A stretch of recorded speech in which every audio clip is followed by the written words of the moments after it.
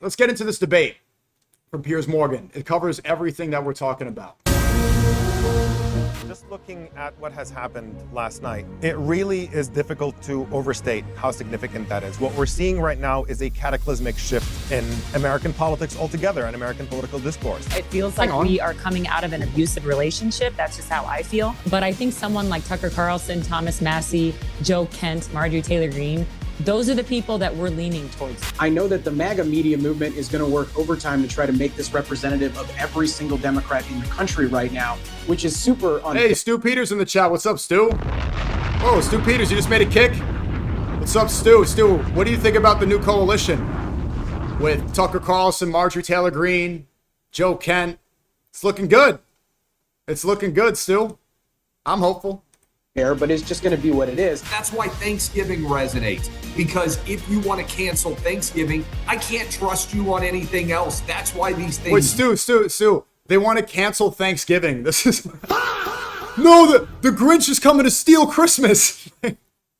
matter. A Democratic primary in Michigan wouldn't ordinarily make international news. But there's nothing ordinary about the victory of Abdul El-Sayed. The progressive candidate for the US Senate overcame $30 million AIPAC onslaught and a wall of opposition from the supposed Democrat leaders. In this apparent battle for the future of the Democrats, the anti-establishment, anti-war, anti-Israel wing looks like it's currently winning big. Well, Tucker Carlson, Marjorie Taylor Greene, Thomas Massie and Joe Kent are betting they can do the same thing on the right, as Joe Kent told me on Monday. But while the progressive base wants El-Sayed's victory to be a David and Goliath story, Trump's Republicans say it will not have a happy ending. I think it's crazy because they're going to ruin our country. They want to, I don't know if they want to. I think either they're very naive or they actually want to ruin our country. Okay, I want to do my crypto scams. Rig the markets, inside trading for my family. More bombing, kill more girls, kill more kids. But these people talking about the economy, they're ruining the country. In the country, no matter where you look, go back 1,000 years with different names, anybody doing what they're doing and what they're espousing, everything turns out to ashes and junk and filth. You know, one thing I said the other day for the first time ever, never thought of it, but you go to these cities that are taken over by the socialists and the communists, they're always filthy dirty, they're disgusting. They're always dirty, and you know, I'm a clean person, and people I know are clean. I'm a clean person. I poop my pants and I poop my pants at the chair. I wear a diaper. I'm clean. They're dirty. You know what he does too? This guy's so vindictive. If they don't fall in line, he'll send ICE agents to your city. To punish Tim Walz in Minnesota, he sends ICE agents. To punish Gavin Newsom in California, he sends ICE agents. It's like he is causing the crime that he will then blame them for. They like that, and you are. I know you very well. You're very clean.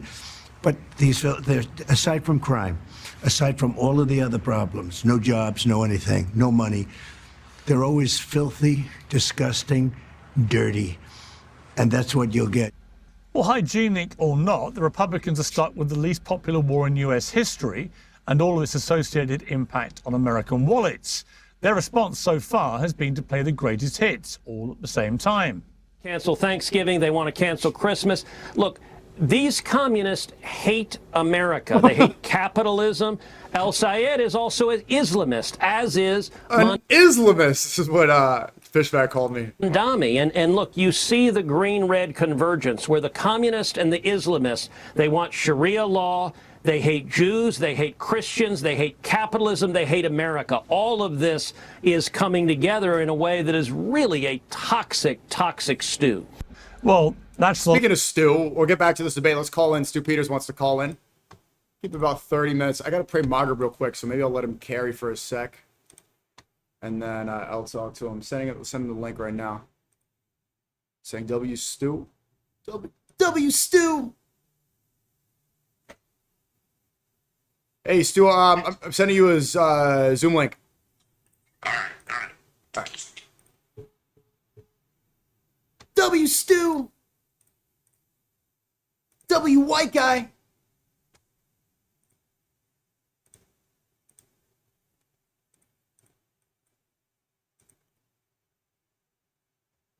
Oh, you know what I'll do? I'm gonna pray MAGA real quick. It'll take like 2 minutes, 3 minutes, 5 minutes.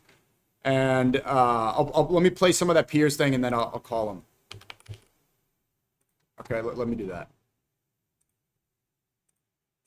The line, and they're sticking to it, the influential think tank boss Mark Dubowitz said today that Islamists and communists have found common cause. Israel will survive, our republic may not. Congressman Brandon Gill warned of civilizational suicide. Democrats tried and failed to stoke a frenzy about fascism in the last presidential election. Running on Save Our Country from Communism feels like the same thing. Well, defending a status quo that people are unhappy with by warning it could get even worse is rarely a winning formula. We saw that in the UK with Brexit. The US saw it twice with President Trump. And unless something big changes soon, he's about to be defeated by his own Next game. stream, come to Egypt. Well, We will host you, bro. We will also stuff you with Senate food. Homeland Security and Governmental Affairs Committee has confirmed it will vote this week on whether to hold Dr. Anthony Fauci in contempt of Congress. Its chair, Senator Rand Paul, joins me now. Senator Paul, welcome back to Uncensored. Thanks for having me. I got into a ferocious debate about Anthony Fauci and you at a dinner party the other night. And it was with people who were incensed about what they saw as the witch hunt against him. And I got to say, I found myself putting up kind of a fight, but not a full fight for you. Because I said, look, whatever you think of Anthony Fauci, the reality is him sitting there, grim-faced, pleading the fifth over 100 times in questions about a public health emergency, the COVID pandemic, was a terrible look. If you were of the view that he has something to hide, I think, notwithstanding his constitutional rights to plead the fifth, you would have felt that your concerns were justified by his refusal to be transparent. Tell me what your view was about what he did that day. I think that the problem for so many people, maybe the people at the dinner party, is that they can't be beyond this sort of partisan divide. Democrats decided that they respect authority and experts and the science. And if you question that you're making, so it all became about that instead of what are the facts that we're discussing here. The number one fact is this. Is it a good idea to fund research, gain-of-function research in foreign countries or even here at home? And what does that debate involve? I didn't realize this until I got started on this, but the debate begins back in like 2009. So Anthony Fauci chose to fund research in the Netherlands where they took the bird flu and they, through 8-point mutations, made it more transmissible through the air from mammal to mammal. The one thing that saves the world from bird flu right now is that animal viruses tend to only rarely infect humans, but then they don't go human to human very well. So designing or adapting a bird flu to make it easily transmissible human to human is a death wish for the world because it has about a 50% mortality. It'd be like taking Ebola in the lab and doing it. So there's a real debate here. It's a serious debate, should have nothing really to do with partisanship over whether we should fund this dangerous research. And really, the beginning of the debate had no partisanship in it. It was partisan in the sense that there was division, but it wasn't based on party. So there's a Stanford researcher who's one of the most esteemed in the world named David Relman. He's been in this field for 20 years. He has written about that research that Anthony Fauci approved in 2010. And he said the research should have never been funded. And he said it should have never even been published, because it became a roadmap for the development of biological weapons. And that so many people know how to do this in the world that it's dangerous just putting this out. But it's a mistake that Anthony Fauci made, not in the heat of the battle, 10 years before the battle even ensued on the pandemic. Anthony Fauci also said that even if a scientist should be bitten during one of these experiments and a pandemic should occur, that the knowledge is worth the risk. Well, I think that should be open to debate. 1 million Americans died from COVID. Some say 15 million people died worldwide. I think there should be a debate. Should governments be funding research? Is the knowledge worth the risk? I really don't think it is. I think in the end, the deaths, the overwhelming amount of deaths, and on the side of the ledger saying, did this help mankind? There's been no vaccine developed from gain-of-function research. There's been no pharmaceutical developed from it. And in some ways, it's a curiosity run amok but a curiosity that hasn't led to any cures, but in this case led to a pandemic. In terms of Anthony Fauci taking the fifth, a lot of his supporters have said, look, he's perfectly entitled to. It's his constitutional right. Yes, he had a pardon from President Biden, which took him up to the day Biden left office. But clearly his legal team were concerned, you imagine, that he may be tripped into potentially incriminating himself in some way, and they weren't prepared to take that risk because they believed it was a hostile environment where people were going to try and deliberately do that to him. That's the argument for the defense. You know, in terms of your strategy here, would it have been in America's better national interest if you had given him full immunity? If you said, look, let's park the possibility you plead the fifth. You were the figurehead for the biggest public health crisis of our lifetime. We're going to give you complete immunity.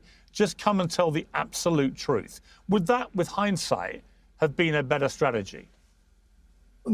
Typically, when people are offered immunity, the people that have aided and abetted a crime at a lower level are offered immunity to tell the truth about people who are giving the orders. So I think in this case, there are some people that should be offered immunity, or could be. David Morenz was prolific about how he could transfer records. He was a 20-year assistant to Anthony Fauci, a confidant, involved in a lot of the top echelon works. But he told people explicitly and repeatedly how to destroy records, how to avoid FOIA.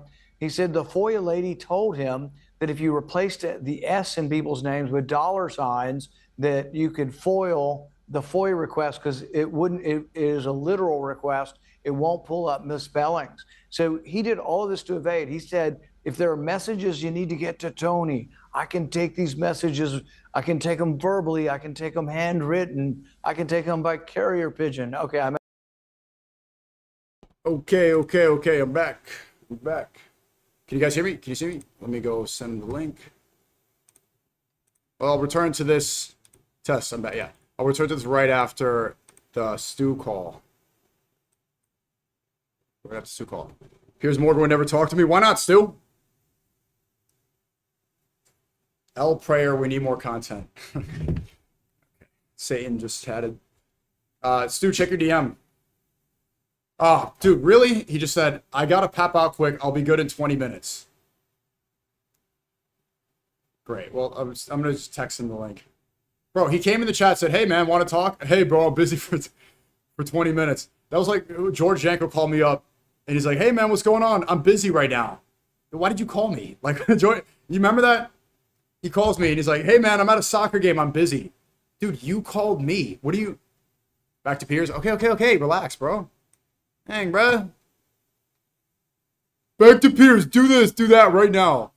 Do it right now. Do this. And do that.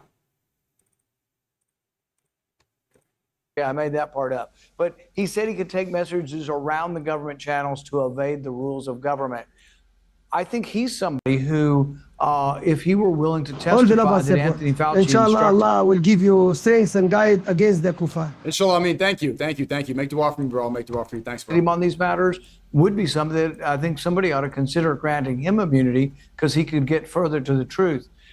I would have, I guess, a softer opinion of Anthony Fauci if he would come forward and say, I am sorry, I made some mistakes. I made a mistake, particularly on gain-of-function research in a closed system, not known for openness. They're trying to blame it all on Fauci, just like they're trying to blame the genocide only on Netanyahu. Bro, Trump shilled the vaccine. Trump said 2 weeks to stop the spread. They were all complicit. Totalitarian government. See, when he was asked whether or not he had ever visited the labs in China or whether they'd ever been inspected, he's the fall guy. He knew of no oversight of the labs. And to my knowledge, the labs have never been inspected for safety. But many, many scientists. Let me guess, Piers Morgan shilled for the vaccine. Did he shill for it? Okay, let's. I want to skip ahead against the Fauci slop. Let's get to the real stuff, huh? Turning now to my panel, Clay Travis, the founder of Outkick, Mike Nellis, Democratic strategist and host of Endless Urgency, Carrie Prejean Boller, the conservative commentator, and Omar Badr, the Palestinian-American. Who the F is that guy? Who are these people? Commentator. Well, welcome to all of you. Who are these people? Just want to get quickly a reaction Clay Travis, to that interview with Senator Rand Paul, because it is an incredibly inflammatory story. The COVID pandemic and Anthony Fauci as the front man for it in the United States. The fall guy. My top biggest inspirations in life are Sneako, Sneako, and Clips Not Mag. Did you really have to put that last one? Thank you, though. Clips Not Mags. Oh, wait, Nick Shirley's on this? Hold on. I'm going to see this. This is the wrong episode. I need to see the one with Joe Kent. But hold on. I want to see Nick Shirley. His trip quickly turned dangerous. Look, now we got people throwing clothes. My second favorite Nick Fed. I then headed to the center of the town with the citizen vigilante Mancia. However, within minutes, we were chased out.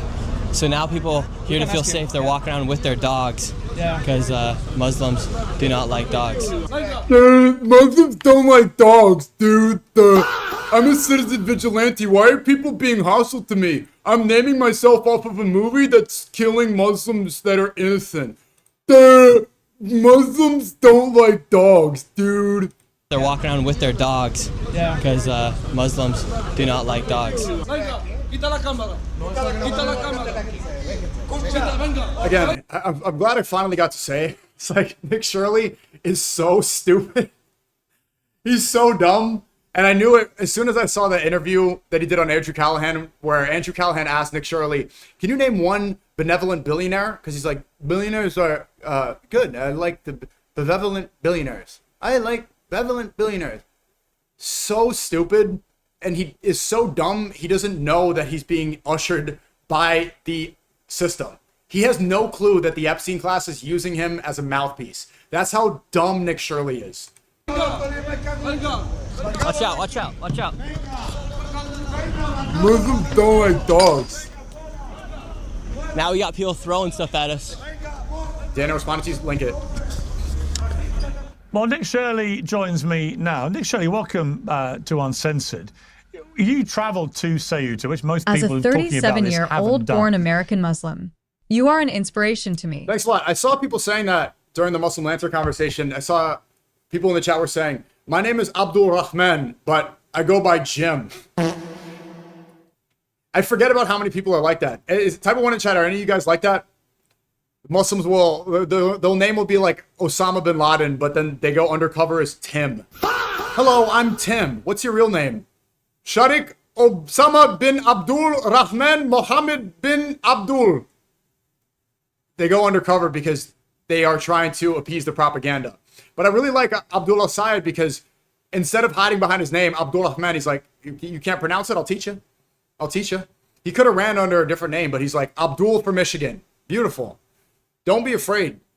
And that's a lot of the reason why I'm doing what I'm doing is because Muslims are supposed to live in fear because of idiots like Nick Shirley, this stupid, stupid idiot who won't debate me. Really dumb.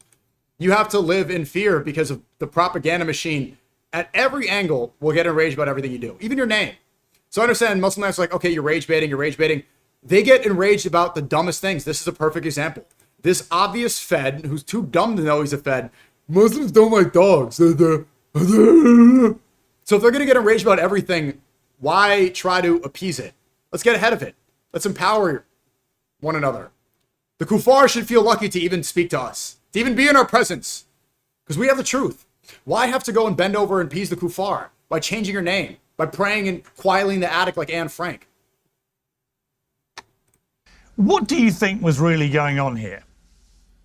Well, I think right there you had a time when a lot of people felt like that the border was open, and they literally just ran right through that border. And the people I spoke to, the Moroccan migrants, even said the Moroccan authorities let them go through. And then from that point, somehow the Spain military, like if you watch the videos, they quite literally opened up that border, some of those gates, and people just flooded into the country. No, Israel did. Also, iron your shirt, bro. He has like, there's flakes on his shirt. It looks like he turned it inside out because he ran out of clean laundry. The Spain military. Okay, Daniel responded to me mentioning him earlier. He said, candidates like Abdullah Mamdani are a pressure valve to preserve the Zionist status quo. They are supposed to look like a step in the right direction without actually changing anything.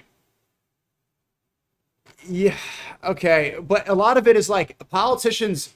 A lot of it is about appearance. A lot of it is about rhetoric. A lot of it is about the shift in belief systems in the status quo. Like, they're not going to solve everything immediately, but them becoming, finding positions of power is objectively good. Let's go back. You said in a recent interview, you were asked why you thought so many working age men wanted to get into Europe. You said they want Islam to be everywhere. That's why they're coming to our country. There's no assimilation. They don't learn their language. This has been happening for years and years in Europe. This is a religious war. Would you categorize... You think Nick Shirley speaks Aramaic or Greek or Latin? No. This is how dumb it is too. They're coming into Europe. They're invading Europe. Look at from Nick Shirley's own documentary. However, right now I'm heading over to Ceuta, which is actually a town in Spain. However, it is on the African continent. There's a few towns that are part. However, is what you saw down in Ceuta as an example of that? Yeah, I would say there's definitely. It's interesting. I've heard a lot of people talk about, well, when a man comes and he flees a country, he brings his family. When he goes alone, he's going to war. And a lot of those individuals, they're 21 to 28 years old. They don't bring their wives. They don't bring women with them. And when I asked them, they don't bring their wives. They don't. He can't speak English properly. He's saying that Muslims don't assimilate because they can't speak English. He doesn't know the plural for wife, wives. Why not? Again, 28 years old. They don't bring their wives. They don't bring their wives. They don't bring women with them. And when I asked them why not, they said because. Hey, Nick Shirley, looks like you need to go to a Leering center. Goofy, you don't know the plural for wife? Islam says they stay at home. That's what they told me.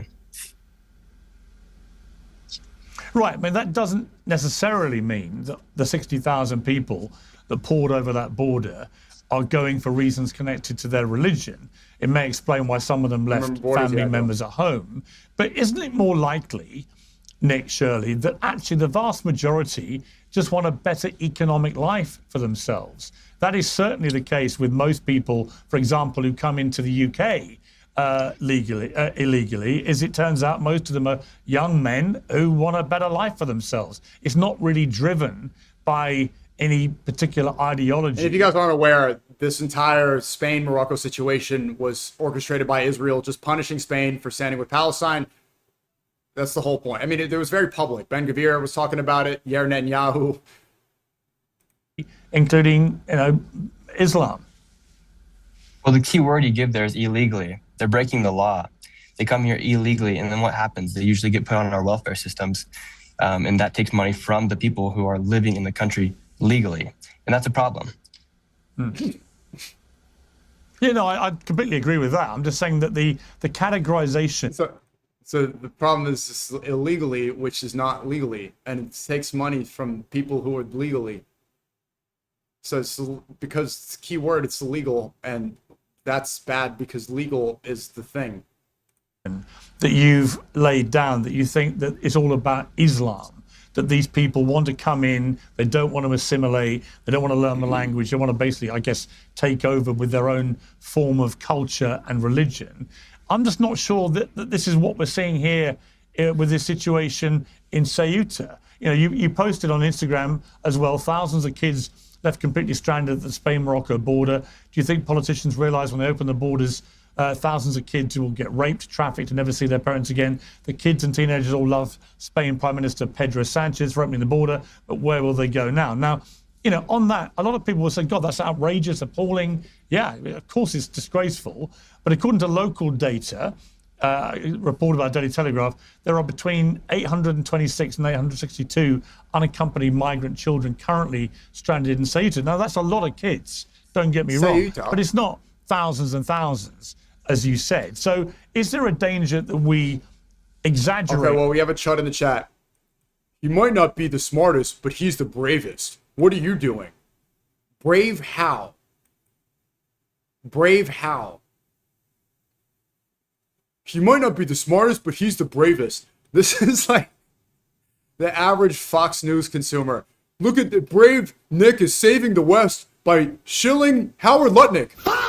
He's so brave for speaking with Tommy Robinson and getting shilled by Turning Point and Erica Kirk. Look how brave he is uncovering the leering centers in Minneapolis. He's really getting those fraudsters. Yeah, shilling for Trump, and he's there with JD Vance. He's really brave for getting shilled by Elon Musk. Look at this brave guy that Peter Thiel, Elon Musk, JD Vance, Tommy Robinson all love. He's brave. This when there is a real problem that needs to be addressed, but it isn't as bad as people are making out. No, it's bad. Like the video footage I showed you, there's thousands of kids, and that's just in one part of that small little town. So there is quite literally thousands of kids that came across that border as well with the adults. And it's very sad, like the open borders, like it's actually very inhumane because like I said right there, a lot of kids will get raped, they'll get trafficked, they'll never see their parents again. And that's due to these politicians who open up these borders. And it's just the Israelis. That's who opened it up. The Israelis. Say it. Say it.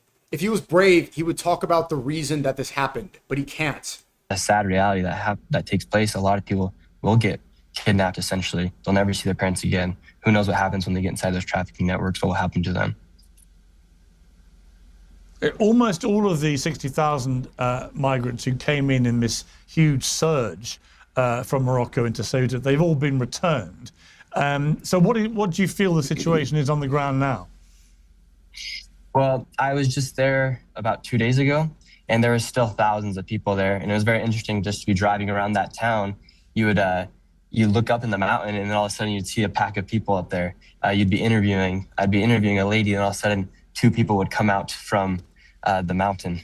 And so there's like thousands upon thousands of people. I don't have a clicker to count each and every single person. Yet there's still thousands of people. I don't know what it's like today because I'm not there right now, but I'd imagine there's still a few thousand there. And a lot of people had the mission to get into mainland Europe. So it'll be interesting to It's literally in Africa. It's literally in Africa. See how many of them actually make it into mainland. But I think the fact that just in one day, around 60,000 people were able to storm a border and come into a country, like that should be very concerning for Spain to think that. He's even saying Elon Musk words. Concerning. Whoa. Wow. Concerning. What did Elon Musk quote tweet? I said yesterday, Nick Shirley's a Fed. 30 minutes later, Elon Musk quote tweets Nick Shirley. Wow. Concerning. Whoa. Whoa. In one day, that is possible. And they show that it's possible because it happened.